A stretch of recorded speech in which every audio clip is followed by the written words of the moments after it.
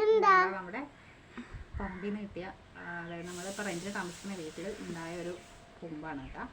അപ്പോൾ അത് അപ്പുറത്തെ പറമ്പിലോട്ട് ഇറങ്ങിയാണ് നമ്മൾ അവിടെ നിന്ന് ജസ്റ്റ് ഇത് അടിച്ച് മാറ്റിയതാണ്. മാറ്റിയത് നമ്മൾ അങ്ങോട്ട് ചാഞ്ഞ് തന്നെ കേട്ടോ അപ്പുറത്തെ മതിൽ. അപ്പോൾ ഇതിനകത്തുനിന്ന് തേൻ എടുക്കുന്നത് എങ്ങനെയാണെന്ന് കാണിച്ചു തരാം.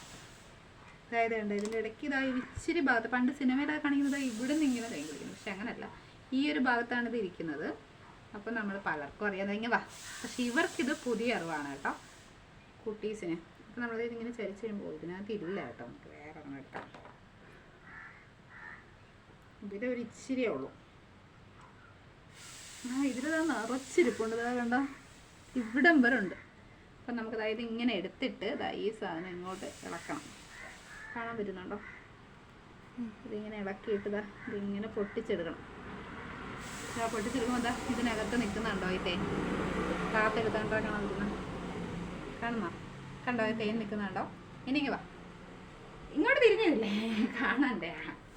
ഇവിടെ അല്ല, ഇവിടെ നിൽക്കും. അതായത് ഇങ്ങോട്ട് വായിലെടുത്തോട്ട് കാണിച്ചാട്ടാ, ഇത് വീണ് കാണിച്ചു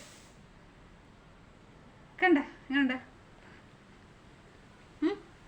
ടേസ്റ്റ് ഉണ്ടേ, കൊള്ളാം. ഇനി ഇതാ എവിന് കൊടുത്ത് കാണിച്ചു കാണാൻ പറ്റുന്നുണ്ട്. ആകട്ടെ, അടിപൊളിയല്ലേ?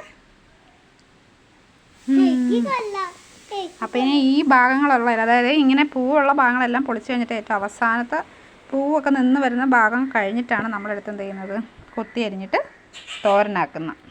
അത് നമ്മുടെ ഏറ്റവും നല്ല ഫൈബർ കണ്ടൻ്റുള്ള ഒരു എന്താണ് ഫുഡ് ഐറ്റം ആണ് കേട്ടോ. നമ്മുടെ കൂമ്പെന്ന് പറഞ്ഞാൽ, നമ്മളിവിടെയൊക്കെ കൂമ്പെന്നാണ് പറയുന്നത്, ചിലർ കൊടപ്പൻ എന്നൊക്കെ പറയുന്നത് ഞാൻ ഈ വീഡിയോസിലൊക്കെ കണ്ടിട്ടുണ്ട്. അപ്പോൾ എന്തായാലും നമ്മുടെ കൂമ്പെന്ന് പറയുന്നത് വളരെ ഫൈബേഴ്സ് അടങ്ങിയിട്ടുള്ള ഒരു എന്താണ് ഫുഡ് ഐറ്റം ആണ്. അപ്പോൾ ഫൈബർ കഴിക്കുന്നത് കൊണ്ട് അതിനകത്ത് പ്രത്യേകിച്ച് അല്ലാതുള്ള എന്താണ് വൈറ്റമിൻസ് അതിനേക്കാൾ ഉപരി ഫൈബർ തോനെ ഉണ്ടായതുകൊണ്ട് തന്നെ നമ്മുടെ വയറ് ക്ലീൻ ചെയ്യാനായിട്ട് ഇത് വളരെ നല്ലതാണ്. ഇതാണ് ഇന്നത്തെ നമ്മുടെ വീഡിയോ.